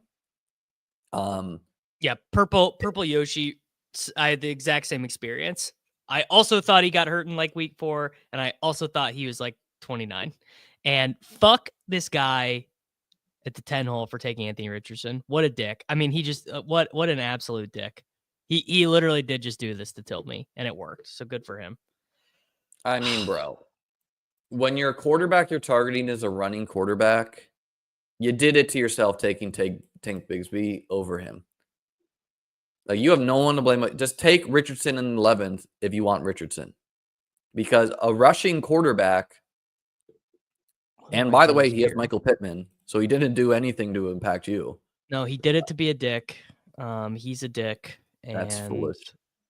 First off, fuck, dude. I did it again with Leggett. I literally did it again. Auto draft always been Leggett for you. He's at the I have him ranked higher than ADP, so he's at the top of my shit.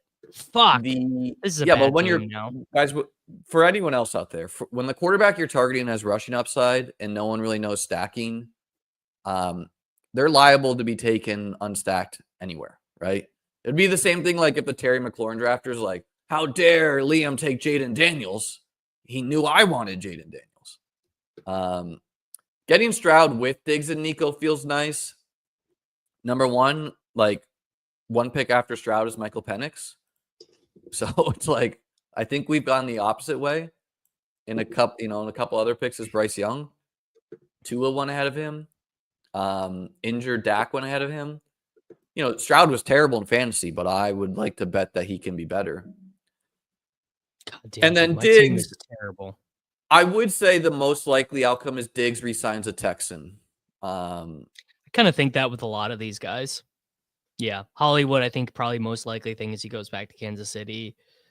What do you think about Amari? Do you think Amari comes back Yes, to Buffalo? I do, yeah.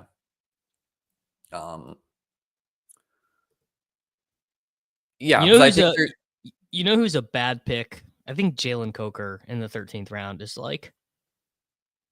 Maybe he could be a great pick, man. Because it's not like there's a lot of risky picks here. I almost went Christian Kirk instead of Kincaid.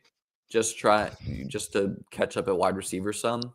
Coker feels extremely Travis Fulgham-y to me. He like really popped on some of like the advanced stats though. Yeah, I mean, I'm not saying he's a terrible player, but it's like, so you're playing with Thielen and Leggett. Leggett was a first round pick, so he's gonna get like every opportunity to be on the field. Your team's terrible, so they probably take another wide receiver.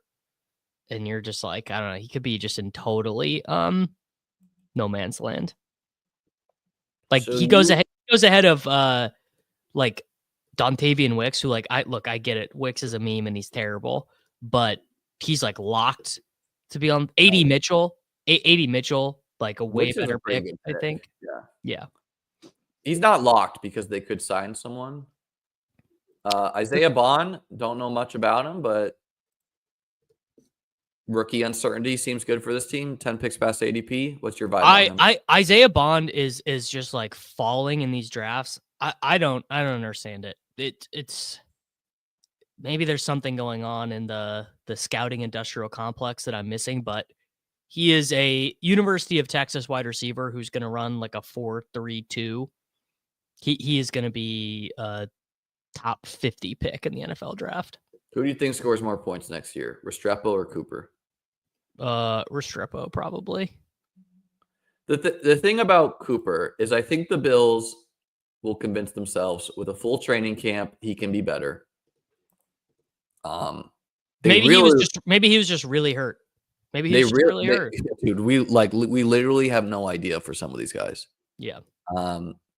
We really like or they really like that he, was like this lunch pail, like I don't care if I get the ball, blah blah blah. So seems to fit the team culture. But I don't know. I think the Bills are a pretty uncertain team right now, as are many, where you could like Curtis Samuel could be back or not, right? Dalton Kincaid, like what if he doesn't even get healthy from these? I don't know how serious these injuries are. I would bet that he is with a full offseason, but you never know. Keon Coleman. Kincaid, I think, the haters hate it. And I think Dalton Kincaid is bad at football, but there's just like, he is an incredibly good pick. And I think Kyle Pitts is bad at football and he's a good pick where he goes. Cause you don't get points for being good at football. You get points for getting thrown the ball. He's not going to be a Falcon though. Is he, Pitts? You think? He's under contract. Okay. I saw some trade rumblings for him. Kyle Pitts, cause he was a first round pick too. I don't think Kincaid's range of outcomes are meaningfully different than Ingram and Ferguson. And they're much worse than Evan Ingram's because Goddard. Evan Ingram has already been a tight end. Ingram has downside too, though. He's gotten hurt. He's yes, but his range of outcomes is meaningfully different. Sure, if you want to say that the past is the only way to judge range of outcomes, and you don't want to say a third-year player could have the best season of his career, which seems foolish to me, you could say that. Kincaid, first-round pick on the Bills. So his range of outcomes are very high in that sense. You might not think it's likely he hits that, but it's not like his range of outcomes are Pat Freiermuth. Like, that's what you're saying they are. Oh, yeah, and that's a win where he's going. I think his best range of outcomes is like 800 yards and like he binks a bunch of touchdowns. He scores like 9 touchdowns in a season. That's what I think you're hoping for. Any tight end has the Robert Tonyan year in their bag of tricks. No, honestly, what you're drafting Kincaid for right now is he has a Robert Tonyan. I don't think that's true. I think what you're drafting Kincaid for is it was a very weird year where like his best games, he got knocked out due to injury right in the first drive. Miami game, knee in the head. Colts game, 4 targets on the first drive, exited due to the knee injury. He was very one of the top target share guys on the Bills. You're betting that the Bills maybe throw more by the goal line, which with Joe Brady, I don't know how good a bet that is, but Josh Allen not guaranteed to take touchdowns every year of his career, especially as he gets older, and they want to conserve him for the playoffs.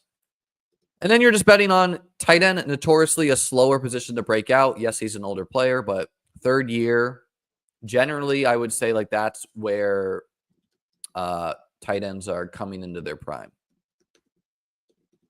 And then again, it's like the Keon, whatever. Yeah, if I was betting on a Bills true breakout, I would be betting on Keon. But Kincaid is a good volume pick. 7th in the NFL in targets per route run at the tight end position. I think Keon has upside, but it's hard to envision him going from this like pure downfield chuck it up guy to, I don't know, being wide receiver 20 in the NFL. Well, what if he just runs hot on the chucks? That's all you're at. What if he runs as hot on the Chucks as Quentin Johnston run on Chucks last year? Definitely in the range. I would say that again, teams cover Buffalo in a way where they don't want, like, teams cover the Chiefs, they cover the Bills in a way where they cover them different than the Saints. Why is Rashid Shaheed such a good pick last year? Partially because teams are not always sitting the safeties deep on Derek Carr like they do on Josh Allen and whatever. And with Quentin Johnston, I don't think any defense respected his talent. They were like, show us you could do it. And he kind of did it, you know? Getting two olds here feels pretty good, man. Cooper and Adam Thielen. I don't really know what to think about Thielen, but again, for a team that needs wide receivers, having two rookies, having a guy like Diggs who might not be productive until week 10, getting some guys that will probably give me some early season production at least. Feels okay. Cooper, I'm not taking at all, but Thielen I think is a quite good pick. I could be wrong about Cooper. I'm not taking Cooper or You're not Hopkins. taking 15th round Amari Cooper who goes after Andre Yoshivas and next to Michael Wilson. Not taking any of these guys, honestly. I think all those names you just mentioned, I think I have taken none of them. But that's also a philosophical thing. I'm like mostly done taking wide receivers. Right. So like what wide receiver in this range are you like, this is the guy I need? Jaden Higgins, I saw you draft. Can't fucking believe that I would say this, but actually, like, I would take Demario Douglas over Amari Cooper because I at least know he's going to be getting my 8.5 useless points. But any week where he scores a touchdown, he's not getting 8.5 and half point. I think that's what he averaged last year. I think I just did the math the other day because someone was telling me he's a better pick than Josh Downs, so I had to go look. That's and be absurd. Like, okay, I was going to say, how absurd is that? I mean, Douglas could legit lose his job, where the Patriots are going to add in a wide receiver, if not two, right? Now you could say the Patriots offense will be better, which they should be, but one of the ways you might make it better would be by removing Demario Douglas targets from it. Yeah, I mean that could happen as well. So I mean, it's not like Cooper couldn't lose his job too. Do I have a Saint on this team?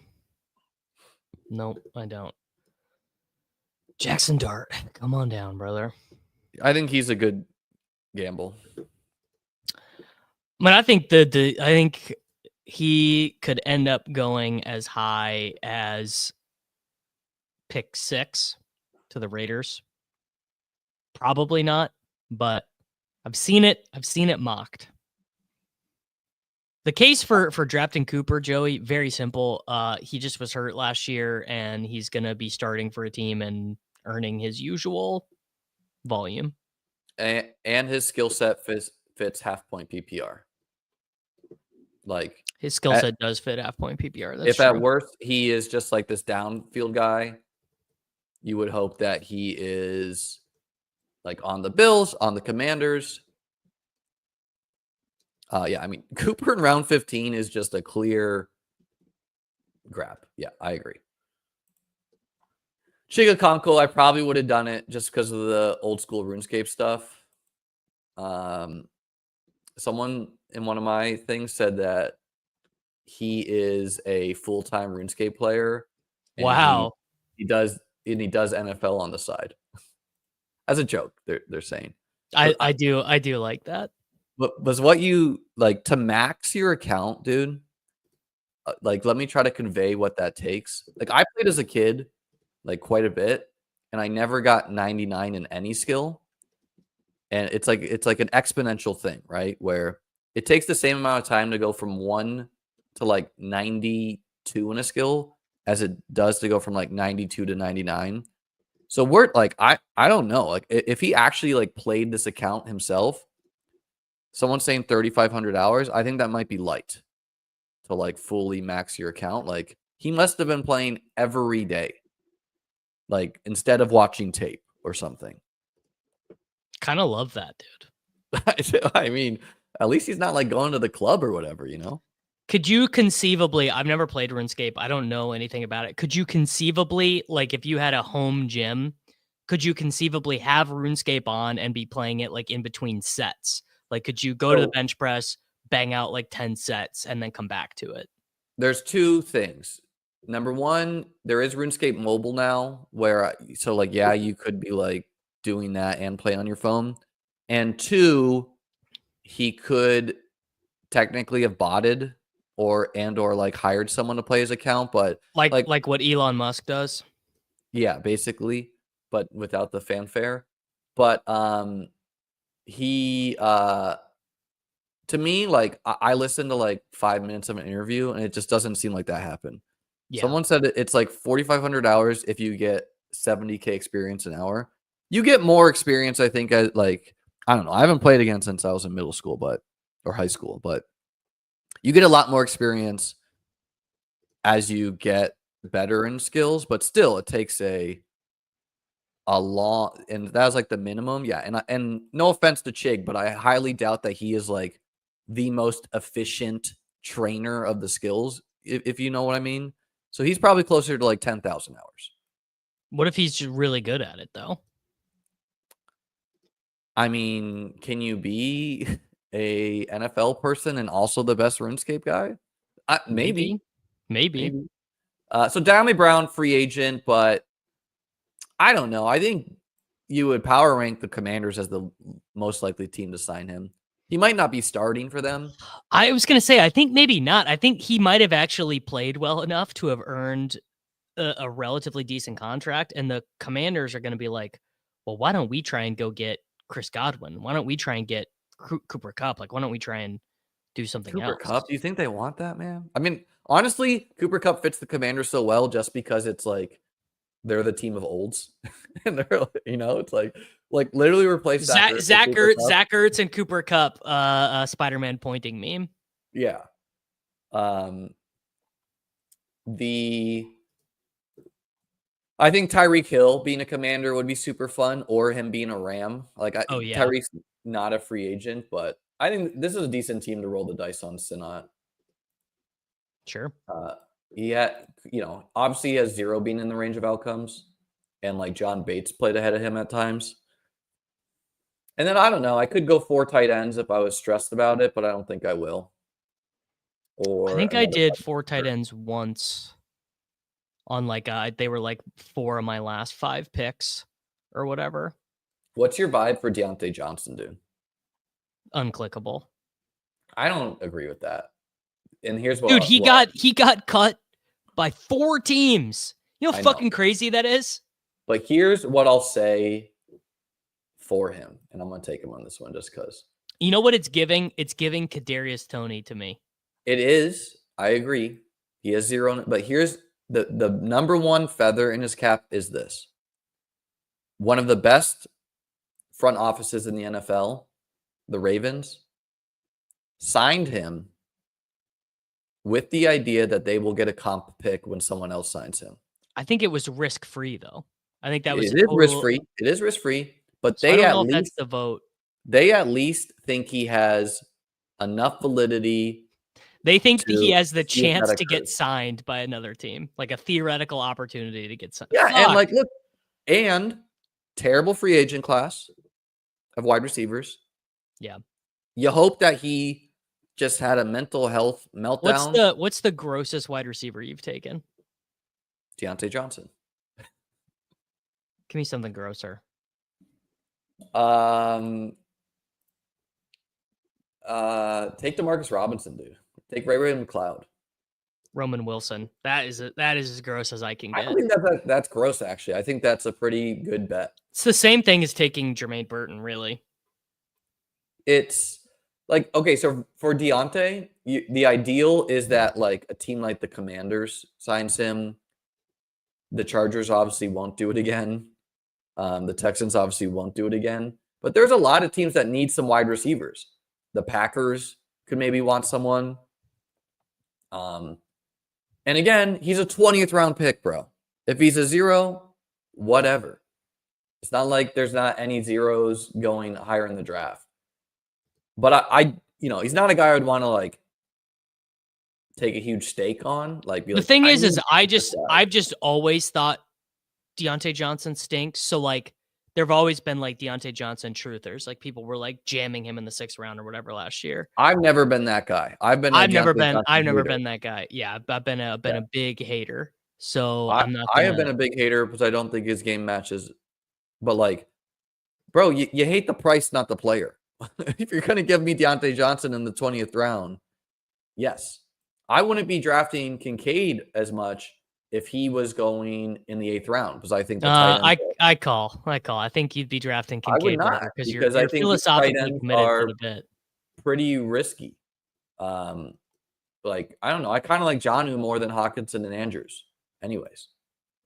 But I think it's just risky. Like Njoku is unquestionably a good pick, and he goes in the 9th. So you're gonna have to be significantly better than Njoku to pay off ADP. I think Bowers is super risky. McBride's kind of risky too. Like they're gonna be good football players. Bowers, I think is, and I'm taking him obviously, but I think he's crazy risky because if he does, like, let's say he duplicates last season, but he only scores 4 times. You're just like giga tilted. You couldn't be more tilted about that range. McBride, I think honestly, is like that's like a nice 4% interest. Like you're just winning. How do you lose Trey McBride? You lose if Breece Hall is RB5, if DJ Moore is wide receiver 6, if James Cook is RB7, and you lose if Tucker Kraft puts up 20 points week 17, David Njoku is tight end 3, Dallas Goedert is tight end 7, and only scores 3 points less per game than McBride. Like you lose a lot of ways. It's not, you can't just look at McBride, who I love. I've been a McBride guy my whole fantasy football career, but you have to look at what you lose if Sam Laporta outscores him, like you lose a lot of ways. I took Bowers once, and it's when he fell to the 2-3 turn.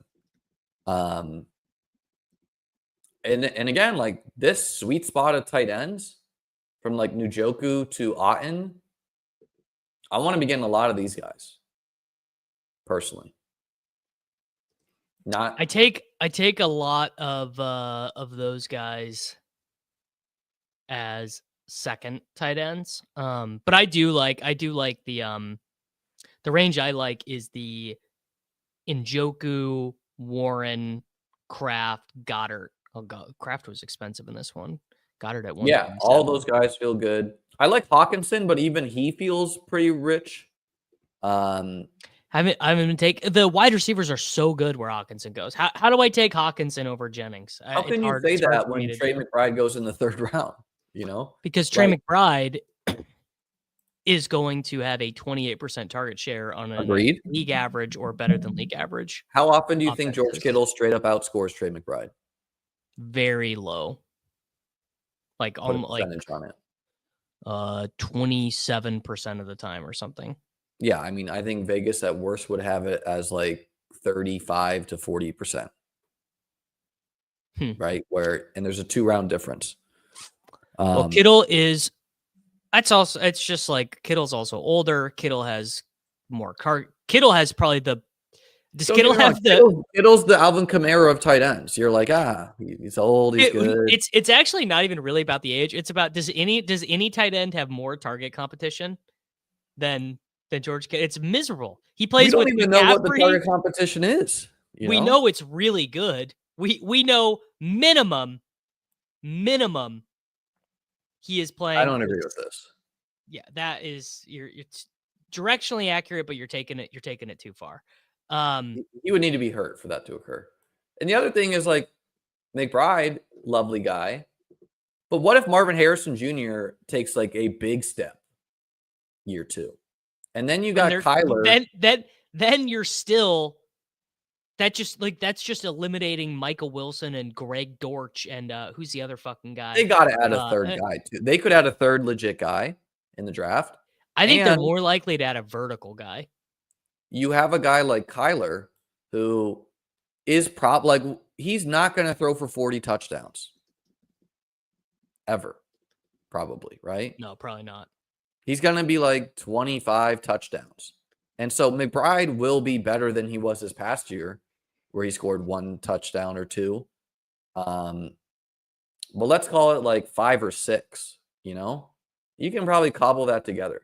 So for McBride to be a good pick, he needs to either dust the field, kind of. He needs to average like 15 to 17 points in half point, or he needs to be the guy you need one of the playoff weeks, or more ideally week 17, which obviously he has that in his range of outcomes.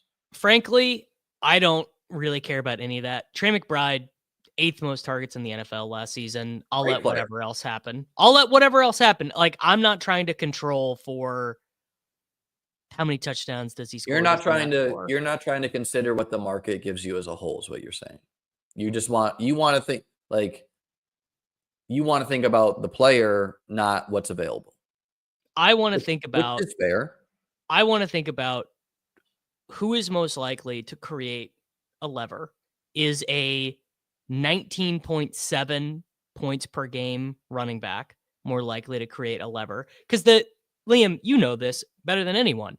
The secret in fantasy football is that basically 90% of guys don't matter. Maybe more. Honestly, about every season, there's about 5 or 6 guys that matter.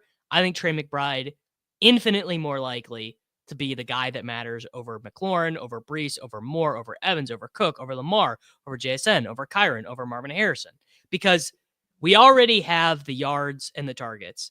And if just whatever, I'm not saying how it happens, but I'm just saying it does. Trey McBride backdoors his way to an 11 touchdown season.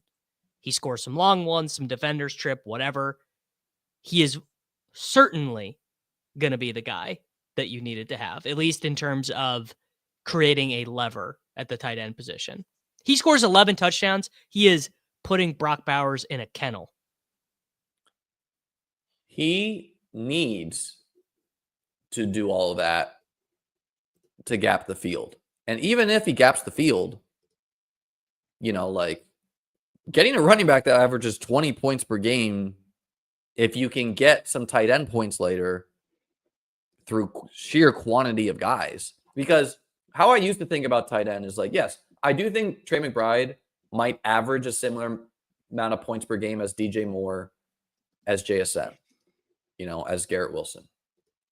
Maybe these guys all average the same points. But what you can cobble together by just throwing together 3 decent guys, it's not that hard to replicate a Trey McBride type season in the median by doing that, right? Where at wide receiver, it kind of is sometimes. It is hard to cobble together enough good guys that can, because you need to start 3, not just 1, right? So you need to cobble, like, by taking a McBride, what you're saying is, I'm going to go 2 tight end, and I'm going to hit on a Bucky, and I'm going to hit on a Kyron, and I'm going to hit on Tank Dell rookie year. Like, you need the extra quantity of players to really matter. Like, you need to be identifying league winners. Because we know that, like, all likelihood, Otten's a pretty good pick. Ingram's a pretty good pick. Pitts, like, all these guys are pretty good picks that are going to give you points. They're going to have some spikes. If that, and I mean, like so frankly, I think you're probably directionally accurate, but it also comes down to the way that you do this is you just have to get quote unquote lucky with the ping pong weeks. Like, so you're right. In the aggregate, theoretically, you could recreate Trey McBride's season if you get the ping pong weeks between, let's call it in this draft, Goddard went 127, Ingram went 137, Pitts went 151. If you get the perfect stacking of the ping pong weeks, you could have the best tight end performance available. If you get unlucky, you could just be dusted. The thing that I like specifically about McBride is that McBride has run very poorly. Bowers actually ran above expectation. Sure. McBride has run brutal in his NFL career. And maybe it is just true that Trey McBride doesn't score touchdowns. He's got no nose. He plays with this idiot quarterback, this offensive coordinator who wants to run in the red zone, whatever you want. But McBride can both create a lever positionally and also just be the guy you needed. McBride can do both things. He's at the right part of his aging curve. He plays in a dome. Which you could also say for Breece Hall. Which you could also Breece Hall's a say good pick. for DJ Moore, right? Also And a good pick. you could also say it's not like Dallas Goedert, Evan Ingram, Kincaid, Ferguson, and Pitts. These guys are not Tyler Higbee from years past. These guys are not Dalton Schultz, right? These guys are not these guys who you're like, they're going to run some a lot of these guys are starting tight ends on pretty decent teams who demanded pretty good target shares. Some of them have big contingent upside too in Goddard, right? So it's like these guys are really good picks. So I love McBride the player. I love Brock Bowers the player. I'm going to probably at least have 8% of these guys in this coming year, assuming these tight end prices hold. But it's just kind of tough with what's available, considering all the different positions. Now, if all of these tight ends in round 11 through 13 jumped up 2 rounds, like if they're all in the Hawkinson range, that makes McBride a much better pick to me. Because it's like, okay, McBride in the 3rd, Hawkinson in the 7th. Like, yeah, I think Hawkinson has tight end 1 in his range of outcomes too. But not that likely, So I don't know. It's something to consider. You really do need them to be the guys you need. I will have some just because of brand loyalty, whatever. But I mean, that's just that's true for all the first round picks. Like, oh, you need him to be the guy you need. So but that's ignoring that you only need to start 1 tight end and 3 wide receivers. You need to start 2 running backs, and running backs usually hit your flex, right? I don't disagree with you. And I think some of these wide receivers are kind of risky. Like particularly JSN to me. The wide receiver risk is off the charts just due to you have to start 3 of them, so they get pushed up. Underdog drafters are naturally predicated to be more wide receiver hungry than even the normal drafter. We're also drafting on February 5th with a bunch of fucking virgins. And the changing nature of the NFL what has been really interesting has been the 2i stuff has really spread out target shares on teams. There are just so few teams that do like what the Bengals do, where 2 guys get 50% of the balls. Like it's just really uncommon now. I think McBride, it's nitpicky, but I think he's like a really good pick. 3-4 turn, he's not going to go there. Bowers probably should be a 2-3 turn guy. I actually could see McBride getting cheaper. Combo of let's say the Cardinals draft a wide receiver, and then frankly, let's see where ETR ranks them, because that has huge market impacts. Not saying they're right or wrong or anything. I'm just saying it is what it is. Like you will see a huge market-based movement on, whatever Herzig and Leone wake up and feel in their data science den. I'm not saying a full this. I think this guy's misunderstanding. I'm saying that full McBride fade. That's not what I said, right? I think going 2x the field on McBride is very risky and a bit of a bizarre stand to make to me, right? I think matching the field is fine, right? I'll tell you what, these are guys I'm close to McBride every time over. Terry McLaurin and James Cook in that range. I'm taking them every time. I think I've got 14%, and that feels about right to me. So you would be okay having 0% James Cook and all Trey McBride. That's just a bizarre stand to make for the guy who had the most touchdowns in the league this past year. Same OC, elite O-line. That's just... Well, Cook is need cheaper. To be so confident Ray Davis is really going to Wally Pip Cook, and or Cook gets hurt, to fade a running back that in all likelihood will be 15 to 20 points per game and has slate breaking ability. Cook is cheaper though, so you're able to get a relatively cool distribution. Sure, but I'm saying if you had to choose McBride or and I don't think fading Terry is all that great either. Like, would you full fade Terry to have 100% McBride? Is that the stand Probably. you want to make? Yeah, I think so. And so that is not Terry's role was brutal last season. His role could improve, but it was all touchdowns for Terry. And I don't really think of him as that style of player either, which is kind of interesting. Like, I think of Terry as like he was really fast, wins down the field. But that's like not what happened. He wasn't even Terry McLaurin was not even in the top 20 in football in target share or total targets. Terry would be like, so you're ignoring the possibility for a Jaden Daniels further leap with, and you're ignoring the huge fit he has for half point PPR, where he wins down the field, right? He scores long touchdowns. We like that. He has a huge goal line presence. He has absolutely no one returning who we actually think are good football players currently, unless you think Zach Ertz is like a really good football player.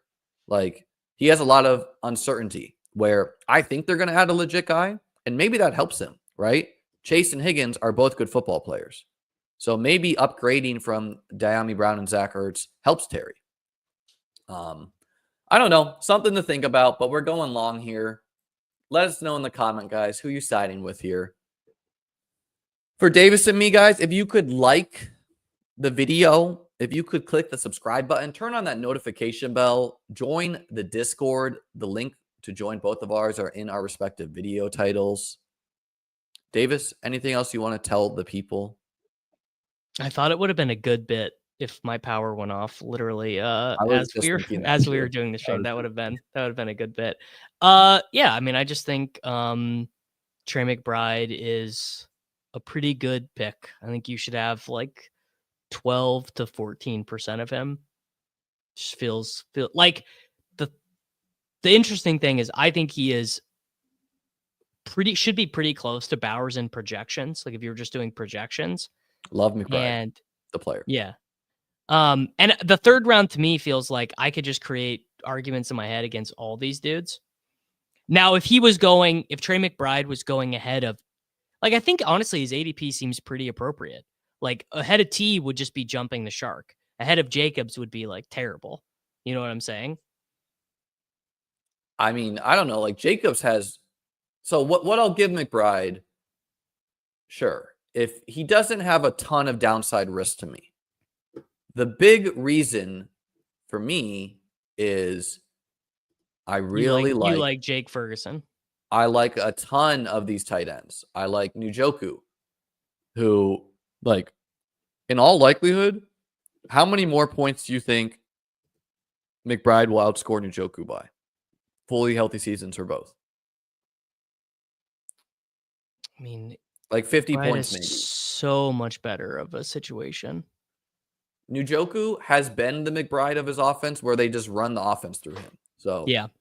You know, I guess I mean, I think Njoku's my most drafted player overall. Yeah, if Njoku was a 6th round pick and this was last year's tight end market, I would be more with you on hammering McBride.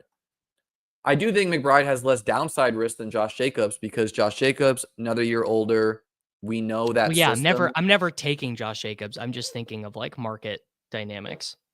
Well, I just wanted to cite that, like, if you don't want to embrace downside, which is okay, but when you're not embracing downside, you're not always embracing upside either, which typically wins in best ball. An example would be Derrick Henry and CMC. I'm not taking these guys yet. I need to take some because they have. Well, Liam, the thing is with tight ends is famously they take time to develop, and Trey McBride is still early in his career, so he could take another step. Absolutely, he's taken another step as a player. So I guess it's year 4. Because he was the class before Kincaid. Yeah, he was year 4. I thought that bit could have been even better. It's 10 a.m. right now, and my power is 10:01 a.m. and they still have not cut my power yet. Davis is clenching his teeth. Anyways, guys, thanks for watching. I'm sure Davis and I will be live later this week with some more streams. enjoy your days. If you're I have big board watching on rankings. my channel, there's a video that's going to play immediately when this ends.